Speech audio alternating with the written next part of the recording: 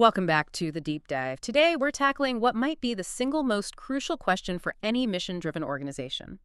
It's really this. How do you go from just doing good work to actually proving that your work, that it actually works? It really is the moment of truth, isn't it? Yeah. You can have this incredible mission statement that gets you in the door, but it's the verifiable results. Yeah. That's what secures the investment. Exactly. And that's where program evaluation comes in. It stops being this, buzzword and becomes the foundation for everything. So today, we are diving deep into program evaluation, specifically how a really robust evaluation plan isn't just some section in a grant application, but it's the strategic core of the whole proposal. Right. Our mission is to figure out why this plan is so critical, not just for running a great program, but for winning the funding in the first place. We have to stop seeing evaluation as paperwork you do after the fact. Yeah. It's a design tool. It's something you use before the work even begins to turn good intentions into outcomes you can actually measure. And before we unpack all of that, and the sources give us a really fascinating look at what funders expect these days, I just want to mention, if you're working on a grant proposal right now, or even just trying to sharpen your approach, you should head over to Grants.Courses. Absolutely. They have an invaluable library of educational videos, tons of resources, all designed for grant proposal writing and really strengthening how you measure your impact. That's such a critical resource because what we're talking about today isn't optional. It's a strategic necessity. Yeah.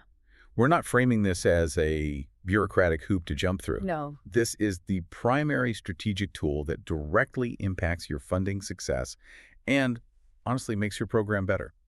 Okay, so let's start there. Let's unpack this from the perspective that kind of dictates all the rules. The funder. When a foundation puts out an RFP, why is that evaluation plan so non-negotiable? What are they really looking for? So it all boils down to fiduciary responsibility and ultimately risk reduction. Risk reduction. Okay. Think about it. When a funder allocates, say, millions of dollars, they're making an investment. And like any investor, they need some assurance that their capital is going to yield the stated return. In this case, that's a social outcome.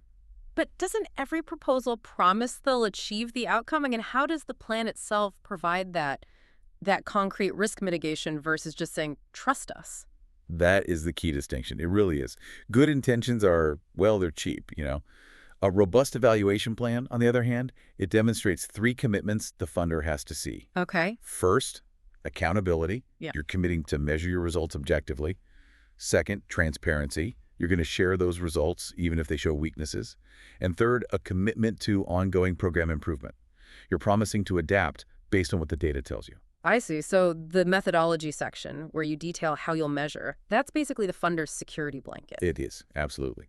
The plan details the specific metrics, the timing, the tools you'll use for data collection, who's responsible for the analysis. It takes all the ambiguity out of it. It removes all of it. It transforms the funder's position from just, hoping the investment works to expecting that the outcomes will be reported accurately. It lets them report back to their own stakeholders with confidence. It shifts your role. From what, a service provider to a reliable investment partner. Yeah.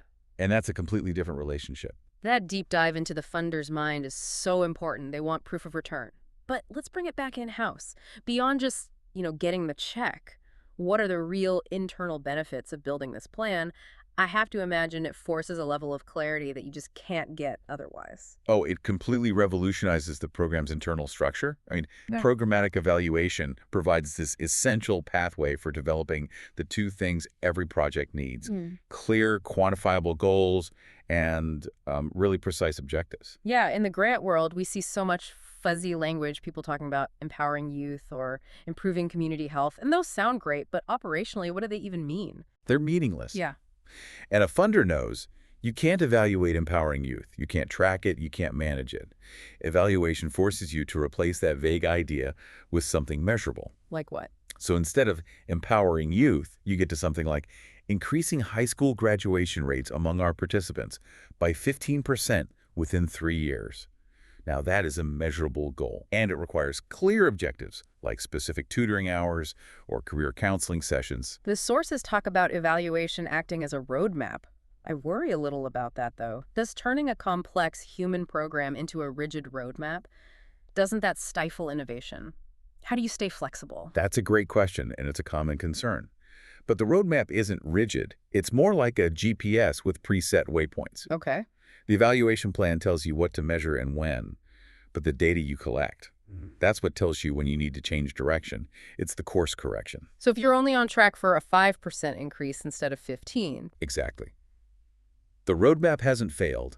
It has just signaled an emergency. You don't abandon the goal. You change the intervention to get back on track. So the immediate result is just a much, much stronger proposal. Your whole team, from the director down to the frontline staff, is completely aligned on what success actually looks like and how you'll know when you see it. Precisely. No more ambiguity after the funding arrives. Okay, let's stick with that data for a minute, because it's not just about reporting what happened, it's about generating knowledge, right? What's the long-term use for all that data you're collecting? This is where you get into the continuous improvement cycle.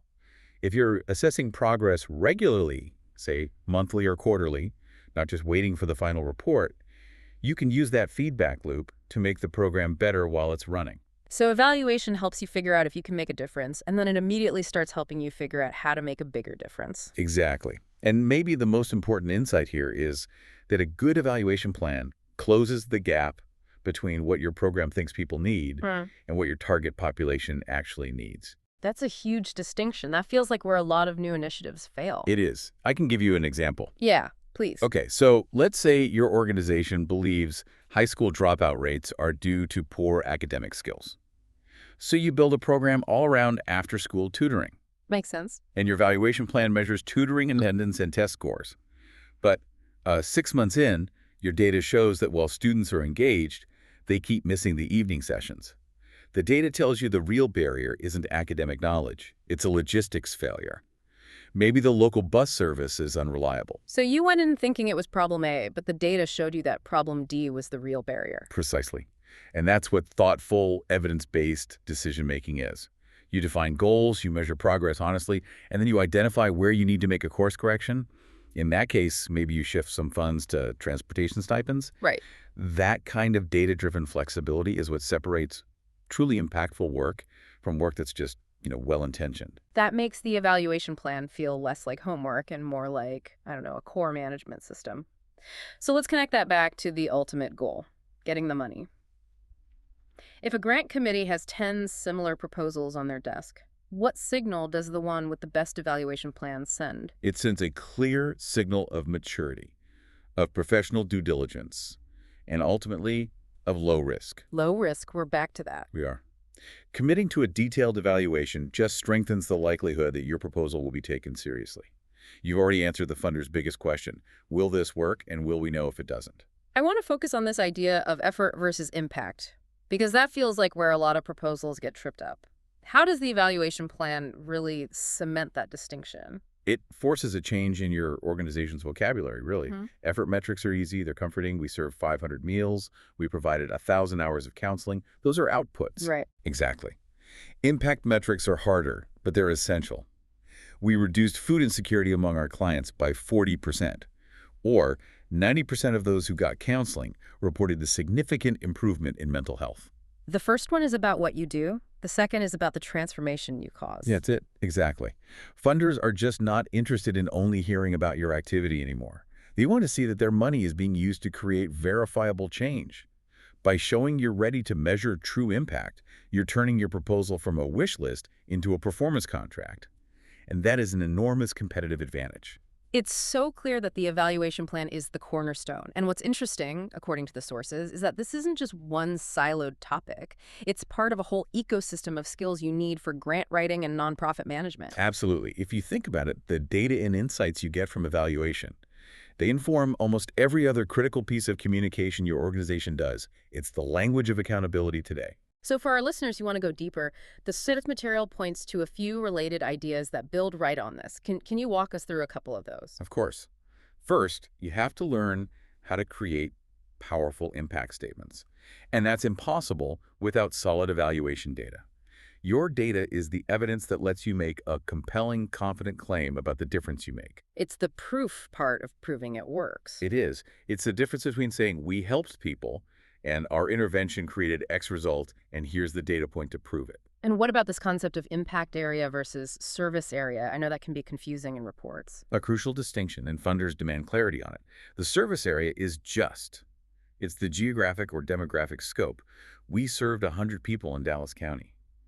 The impact area is the specific outcome you measurably changed within that area. Okay, so the what versus the where. Right.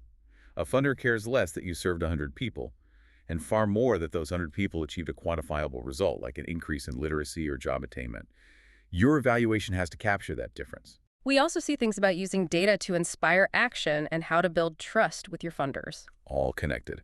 Because trust is built on verifiable results. The ability to communicate your impact, not just dumping data on them, but telling a powerful story with it.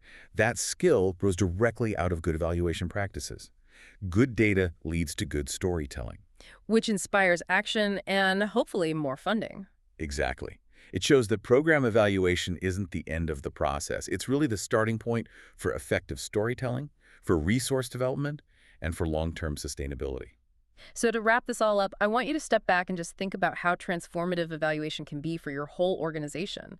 It forces this pivot, both ethically and operationally, from focusing on mere activity to focusing on verifiable impact. You have to stop counting the easy things meetings held, people who showed up, and start measuring the hard things, the actual behavioral, social, or economic changes that happened because you were there. That mindset shift from effort to achievement, that really is what separates an organization that just survives from one that truly thrives. It is. And I'd encourage everyone listening to think about this. Committing to a thorough evaluation plan doesn't just check a box for a funder. It fundamentally redefines what mission success means for your program. It changes the whole conversation. The entire conversation, and moves it from what you do to what you can prove you achieve. And that really is the future of grant seeking. A truly strategic way to look at it. And if you're ready to take these ideas and turn them into action, especially if you need help structuring those quantifiable goals we talked about, or mastering grant reporting, make sure you visit grants.courses. They are the place to go for educational videos and resources that will help you master grant proposal writing and, crucially, program evaluation. It's the smart move to ensure your program not only gets funded, but actually achieves the kind of transformation you're aiming for. That's our deep dive for today. Go apply this knowledge, refine those metrics, and we'll see you next time.